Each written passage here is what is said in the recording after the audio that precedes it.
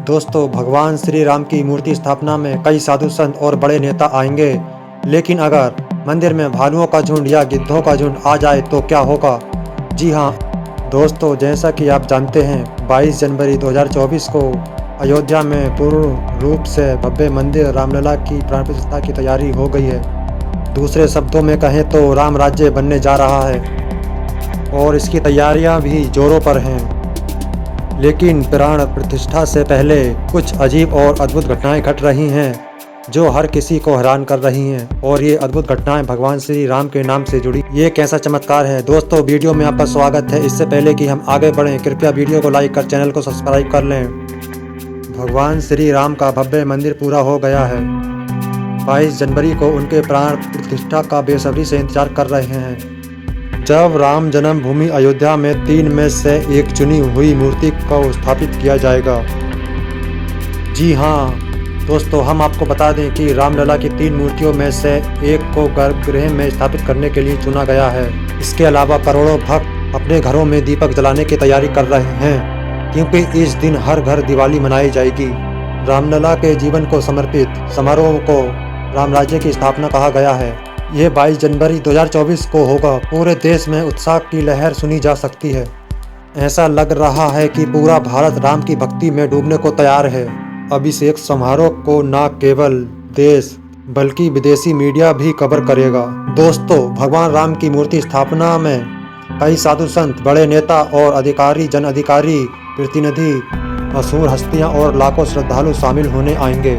लेकिन अगर मंदिर में भालुओं का झुंड या गिद्धों का झुंड आ जाए तो क्या होगा? जी हाँ, थाना खंडासा क्षेत्र के धरौली गांव आनंद कुमार दुबे, मयंक दुबे, चंद्रकेश रावत, अभिषेक मिश्रा, सचिन पांडे सहित दर्जनों लोगों ने बताया कि गांव के आसपास स्थित बागों में दर्जनों की संख्या में गिद्ध और पक्षियों का झुंड दिखाई दे रहा है, जो एक बहुत बड़ा चमत्कार है और प्रकृति के लिए बहुत अच्छी खबर है। उप विभागीय वन अधिकारी मौके पर टीम भेजी है।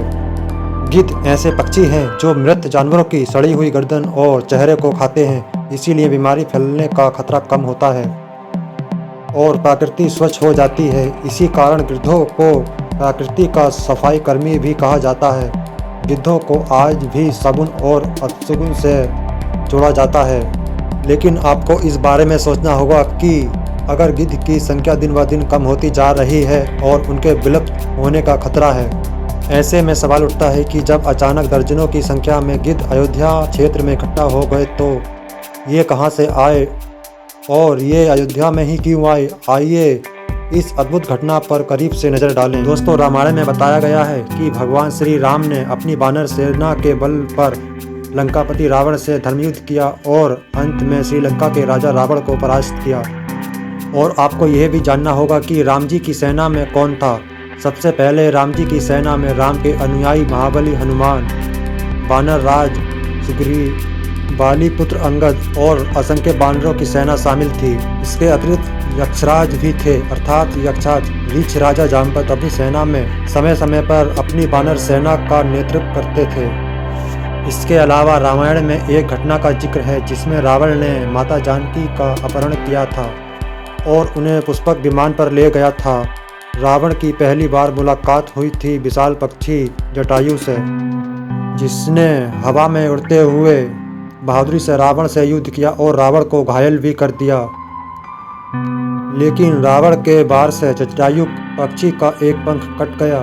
जटायु जमीन पर गिर पड़े और माता जानकी का पीछा करते हुए जब राम जी वन के उस हिस्से में पहुंचे जहां पर जटायु गिरे हुए थे, अब जटायु जी ने पूरी कथा उन्हें बताई और अंत समय में अपने प्राण राम के गोद में त्याग दिए। श्री राम जी ने उनका अंतिम संस्कार बड़े श्रद्धापूर्वक किया। यही जटायु पक्षी अब कलयुग में गिद्ध पक्षी के नाम से जाने जाते हैं। खंडासा शहर के धरौली गांव के जंगलों में दर्जनों गिद्ध एक साथ देखे गए तो गांव के सभी लोगों ने कहा यह दुर्लभ था। इतने सारे एक साथ दिखना ये चमत्कार के अलावा कुछ नहीं है। ग्रामीणों का मानना है कि ये गिद्ध कोई और नहीं बल्कि जटायु का अवतार या वंशज हैं, जो अयोध्या में बन रहे भव्य मंदिर राम का दर्शन करने के लिए आए हैं। हम कह सकते हैं कि जटायु अपनी उपस्थिति दिखाने के लिए अयोध्या आए हैं। मैं मानता हूँ अयोध्या में विलुप्त प्रजाति के गिद्धों का दिखना किसी चमत्कार से कम नहीं है और लोग इन गिद्धों की पूजा करने लगे हैं। इन्हें जटायु का वंशज मानते हैं। अब बात करते हैं बंदरों की। आप जानते हैं कि भगवान श्री राम की सेना में असंख्य बानर थे। उनकी सहायता से भगवान राम ने लंका पर विजय प्राप्त की और आज बंदरों को इसी बानर सेना का प्रतीक माना जाता है। अयोध्या में बंदर अक्सर समूह में देखे जाते हैं, लेकिन बंदरों का इतना बड़ा समूह कहां से आया, आपको इस बारे में भी सोचना चाहिए। कुछ लोग कहते हैं कि चित्रकूट से बहुत सारे बानर अयोध्या आए हैं। ऐसा प्रतीत हो रहा है मानो बानर सेना स्वयं अयोध्या के भव्य एवं दिव्य दरबार राम मंदिर को देखने और मानो रामलला के अभिषेक में शामिल होने आई हो।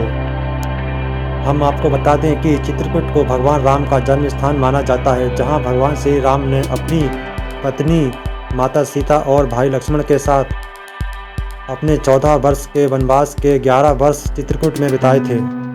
चित्रकूट से बानर आए अयोध्या एक ऐसी दिलचस्प घटना लगती है दोस्तों। जब आप अयोध्या के पास दर्जनों गिद्ध और बानरों का पीछा करते हुए भालुओं के झुंड को देखते हैं तो ये एक दैवीय चमत्कार जैसा लगता है, क्योंकि भालू अक्सर जंगलों में पाए जाने वाले जंगली जानवर होते हैं। रिहायशी इलाकों में भालुओं का दिखना एक चौंकाने वाली घटना है और रामलला के अभिषेक जैसे विशेष आयोजन से पहले भालुओं का एक झुंड दिखना हर आदमी के लिए चौंकाने वाला है। फिर राम भक्तों का तर्क है कि भालुओं का ये समूह श्री राम के भक्त जामवंत का अवतार हैं और ये 22 जनवरी को होने वाले अलौकिक समारोह में भाग लेने की इच्छा से आए हैं। तो ये कहा जा सकता है कि जटायु, जामवंत और पूरी बानर सेना सहित भगवान श्री राम पूरी सेना राम जी के दर्शन के लिए अयोध्या पहुंची है।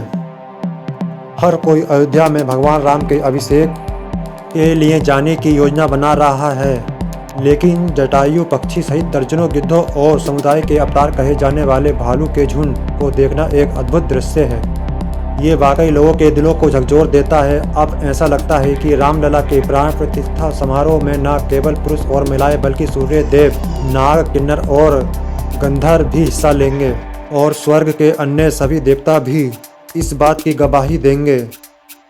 हर कोई जानना चाहता है कि जब भगवान मर्यादा पुरुषोत्तम राम अयोध्या नगरी में बाल अवतार के रूप में अवतरित होंगे तो वो कैसे दिखते हैं। तो दोस्तों, आप क्या सोचते हैं, क्या गिद्ध और भालुओं का आगमन सचमुच ईश्वर का चमत्कार है या जटायु और बाकी देवता सच में भगवान श्री राम के जन्मस्थली अयोध्या में राम के दर्शन करने आएंगे? कृपया अपने विचार कमेंट बॉक्स में लिखें। कृपया इस वीडियो को लाइक कर और चैनल को सब्सक्राइब कर लें और कमेंट बॉक्स में जय श्री राम जरूर लिखें।